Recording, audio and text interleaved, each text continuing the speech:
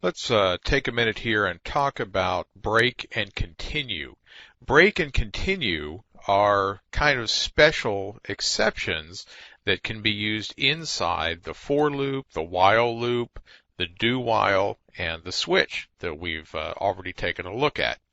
Break causes execution to exit the loop or the switch immediately. Remember in a switch we had multiple items and we had to put a break after each one so that we could get out of the switch? Well, this is the same break. We haven't seen continue yet, but what continue does is it causes the loop's execution to jump right to the test section.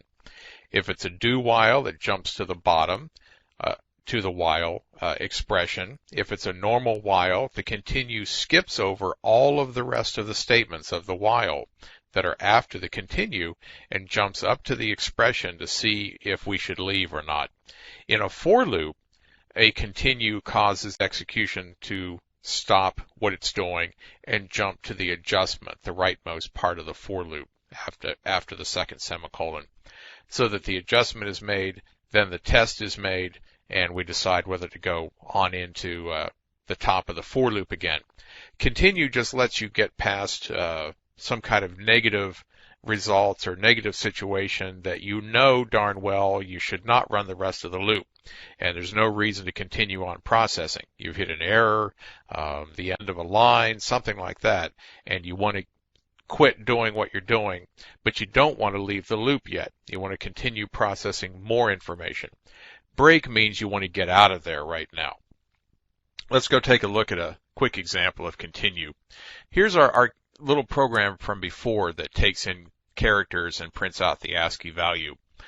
This is what we did with our do while statement a few minutes ago. If I, however, here in our continue, if I is equal to a capital X, we'll just continue like it never happened. And the continue will jump us over this down to our test. Our test will still not be false. It will not drop us out. I will still not be equal to Q, so we'll come back up here and we'll get another character. We'll just completely ignore the letter X if somebody types that in. Okay? So let's go over and make that happen. I called it break.c, and there it is. Let's run it. So it's sitting there waiting, and it does what it did before with different letters. But notice this time, if I put an uppercase X, it just ignores it and asks for another letter. And then eventually, an uppercase Q will stop the program, just like it's supposed to. But that shows you that the continue did its job and made us jump over the rest of this loop down here to our test. Very simple, but still powerful and very necessary to save a lot of execution time and to make your programs much more efficient and easier to read. The break is absolutely necessary in the switch, or the switch just couldn't, switch case just couldn't work without the break.